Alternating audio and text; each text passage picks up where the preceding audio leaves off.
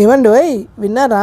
ఇవాళ నేను మీకు ఎల్లుల్లిపాయ లేకుండా ఆలూతోని సింపుల్ కర్రీ రెసిపీ అయితే షేర్ చేస్తున్నానండి.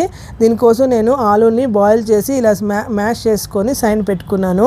ఇప్పుడు ఒక కళాయిలోని ఆయిల్ వేసుకొని ఆవాలు, జీలకర్ర, ఎండుమిర్చి, కసూరి మేతి, ఒక తేజ్పత్తా, చిన్నగా కట్ చేసుకున్న పచ్చిమిర్చి వేసి ఫ్రై అయిన తర్వాత అందులోకి పసుపు, ధనియాలు, జీలకర్ర పౌడరు, కారం వేసి ఇంగువ వేసి బాగా ఫ్రై చేసుకున్నానండి. ఇవన్నీ బాగా ఫ్రై అయిపోయిన తర్వాత మనం ముందుగా చిన్నగా కట్ చేసుకున్న టమాటాలన్నీ ఇందులో వేసి టమాటాలని బాగా ఫ్రై చేసుకోవాలి.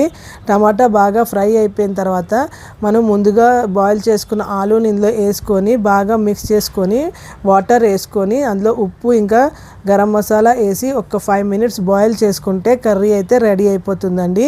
ఈ కార్తీక మాసంలో ఈ కర్రీ మీరు ట్రై చేయండి, చాలా బాగుంటుంది. ఇలాంటి ఎల్లుల్లిపాయ లేని కర్రీలు నేను చాలా నా ఛానల్లో అప్లోడ్ చేశాను. నా ఛానల్కి వెళ్ళి వీడియోస్ చూసి నా వీడియోస్ని లైక్ చేసి షేర్ చేసి సబ్స్క్రైబ్ కూడా చేసుకోండి.